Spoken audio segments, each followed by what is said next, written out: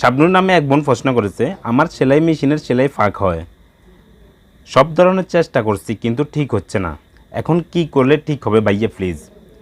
তো উনি বলতেছেন যে ওনার সেলাই মেশিনের সেলাই ফাঁকা হয়, উনি সব ধরনের চেষ্টা করার পরেও কিন্তু ঠিক হচ্ছে না। তো সব ধরনের চেষ্টা কী কী করছেন আমি বুঝছি নাই অবশ্য, বা বুঝতে পারি নাই। আমি আপনাকে বলবো একটা জিনিস ভালো করে চেক করে নেবেন, আপনি সেটেলটা ক্ষয় হয়ে গেছে কিনা দেখবেন। সেটেলটা এভাবে আপনি এখান দিয়ে খুলতে পারবেন, এই জায়গাটা দিয়ে খুলতে পারবেন। খোলা ভিতরের দিকে হাত দিয়ে প্রথম ববিন কেসটা খুলবেন, এরপরে সেটেলটা খুলে নেবেন। খুলে নেওয়ার পর এটা দেখবেন এখানে কি ক্ষয় হয়ে গেছে কিনা, এখানে ক্ষয় হয়ে গেছে কিনা। তো এখানে ক্ষয় হইলে কিন্তু মানে সেটেলটা বরাবর একজাস্ট বরাবর পড়ে না, ওই কারণে সেলাইটা ফাঁকা হয়। তো আপনি সেটেলটা চেঞ্জ করে দিবেন, ঠিক আছে। সেটেলটা চেঞ্জ করে দেওয়ার পরে যদি কোনো সেলাই ফাঁকা হয় তাহলে কি করবেন, আপনি সব ধরনের চেষ্টা করেছেন, কি কী চেষ্টা করেছেন আমি বুঝি নাই, মানে বুঝতে পারি নাই, বোঝার কোনো উপায়ও নাই।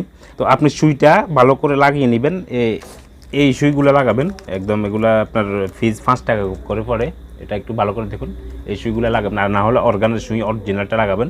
অরিজিনালটা পাওয়া মানে একটু কঠিন হয়ে যায়, তো এটা লাগালেও হবে, ঠিক আছে। এটা ফিজ 5 টাকা করে পড়ে।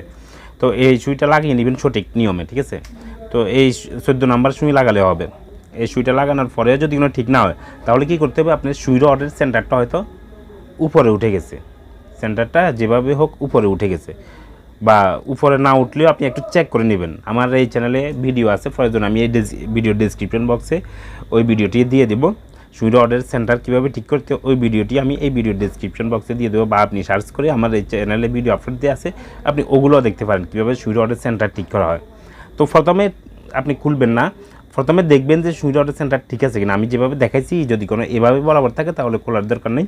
আর যদি কোনো দেখা যায় যে আমি যেভাবে দেখাইছি ওভাবে নাই, তো আমি দেখানোর নিয়মে আপনি এই সেন্টারটা করে নেবেন।